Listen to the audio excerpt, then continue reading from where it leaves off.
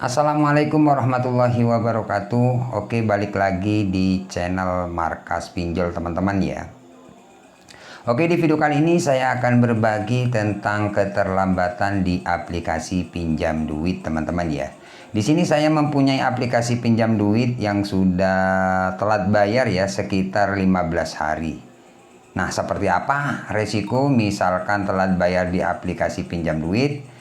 Buat teman-teman, simak video ini sampai selesai ya, karena di video ini saya akan berbagi tentang keterlambatan di aplikasi pinjam duit seperti apa. Buat teman-teman yang penasaran, simak video ini sampai selesai agar kalian tidak gagal paham misalkan teman-teman telat bayar di aplikasi pinjam duit. Oke, seperti biasa sebelum kita lanjut ke pembahasannya, buat teman-teman yang baru menemukan channel ini atau yang belum subscribe ke channel ini, jangan lupa tekan tombol subscribe-nya agar kalian tidak ketinggalan info terbaru dari channel Markas Pinjol teman-teman ya. Oke, tanpa lama-lama langsung saja kita bahas ya. Jadi di sini saya akan berbagi sesuai pengalaman yang keterlambatannya di sini ada 15 hari ya. Jadi keterlambatan di aplikasi pinjam duit ini 15 hari teman-teman ya. Nah, teman-teman perhatikan di bagian atas ya.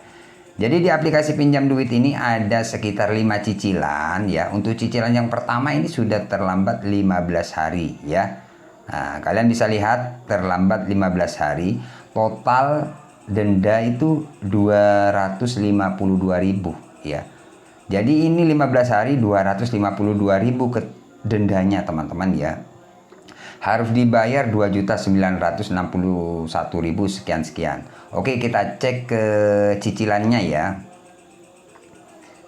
Oke, nah di sini teman-teman ya, nah di bagian sini 1 2 3 4 ya, ada 4 cicilan teman-teman ya, 4 cicilan. Nah, untuk periode 1 ini tagihannya atau cicilannya di periode 1 ini 2.335.000 sekian.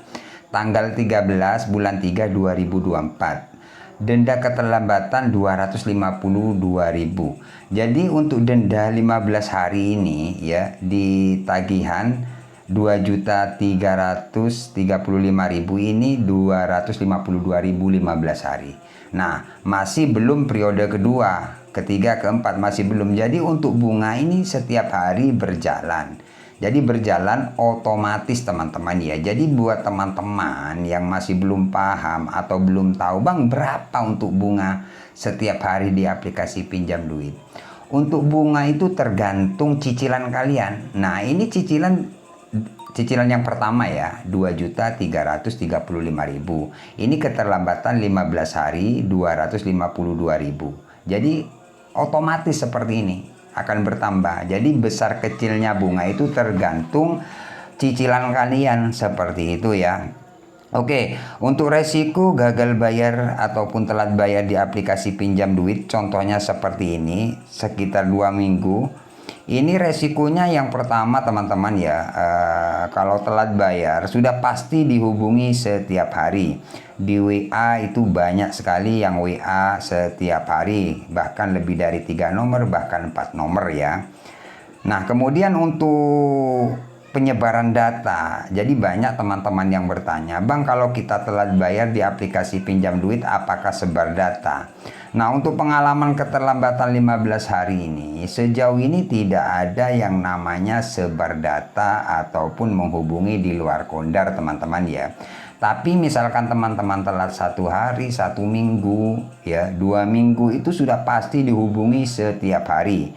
Jadi setiap hari itu akan dihubungi di WA, di telepon, bahkan dengan cara-cara mereka ya. Jadi buat teman-teman yang saat ini telat bayar, kalian nggak usah panik ya. Itu sudah biasa kalau kalian telat bayar di pinjaman online, yaitu pinjam duit. Ya di telepon, ya biasa, itulah risikonya. Di telepon, di WA, tapi sejauh ini, sejauh keterlambatan 15 hari ini tidak ada yang namanya DC datang ke rumah. Jadi buat teman-teman yang masih belum tahu, misalkan telat 1 minggu kemudian dapat WA DC mau datang misalkan, atau DC lapangan mau jemput dana ke rumah, itu sebenarnya sudah biasa ya, nggak bakalan datang ya. Jadi untuk DC nggak ada. Sejauh ini, sejauh keterlambatan 15 hari di aplikasi pinjam duit ini aman-aman saja, tidak ada yang namanya. Yang pertama, sebar data nggak ada. Kemudian DC lapangan juga nggak ada teman-teman ya. Kemudian menghubungi di luar Kondar enggak ya. Jadi masih aman-aman saja. Jadi buat teman-teman nggak usah panik ya. Yang bikin teman-teman panik biasanya kan di WA, di telepon, bahkan satu hari ada pesan masuk itu lebih dari 5, bahkan lebih dari 6 ya. Jadi sebenarnya setiap teman-teman yang gagal bayar itu beda-beda sih. Ada yang nggak di WA satu hari cuma 1 kali atau 2 kali, bahkan ada yang sering seperti itu. Nah itulah resiko misalkan kalian telat bayar ya. Nah seperti ini. Jadi ini sejauh ini aman-aman saja teman-teman ya. Jadi buat teman-teman kalian jangan lupa di subscribe channel ini. Nanti saya update terus ya untuk aplikasi pinjam duit ini. Seperti apa resikonya, apakah sebar data, misalkan bulan ke depan atau minggu-minggu ke depan ini ada sebar data, nanti saya infokan ya. Cuman cara penagihannya ya di WA, di telepon, itu aja sih ya. Sejauh keterlambatan 2 minggu atau 15 hari ini masih di WA, di telepon ya, setiap hari ya. Intinya kalau saya pribadi di WA ditagih ya saya balas sih. Kalau misalkan nggak ada dana ya tinggal bilang nggak ada dana ya. Meskipun maksa kayak apapun WA yang banyak ya saya cuman balas 1 nomor aja sih. Misalkan teman-teman nggak mau balas gimana, aman nggak bang? Aman juga sih, nggak apa-apa. Misalkan saya ganti nomor ya aman, nggak apa-apa ya. Tapi Kondar kalian pasti dihubungi, kontak darurat ya. Kondar itu kontak darurat. Jadi seperti itulah untuk resiko gagal bayar di aplikasi pinjam duit. Pastinya kalau teman-teman telat 1 hari, 1 minggu, 2 minggu itu di WA, di telepon kayak gitu ya. Jadi kalian nggak usah panik, itu sudah biasa ya. Sejauh ini untuk pengalaman saya, tagihan keseluruhan ini 4.363.000 sekian. Ya ini pastinya masih akan bertambah gitu loh ya. Untuk bunga yang lain itu setiap hari ya. Ini yang periode kedua masih belum telat. Nanti kalau sudah telat ini akan menambah lagi ya. Kemudian yang ketiga, kemudian yang keempat. Jadi ini masih peluang besar untuk naik ya, untuk di 4.363.000 ini. Jadi seperti itulah teman-teman ya untuk resiko telat bayar di aplikasi pinjam duit ya. Nantikan video-video selanjutnya dari channel saya. Semoga video ini bermanfaat. Tunggu video-video selanjutnya dari channel Markas Pinjol. Oke, saya akhiri untuk video kali ini. Assalamualaikum warahmatullahi wabarakatuh.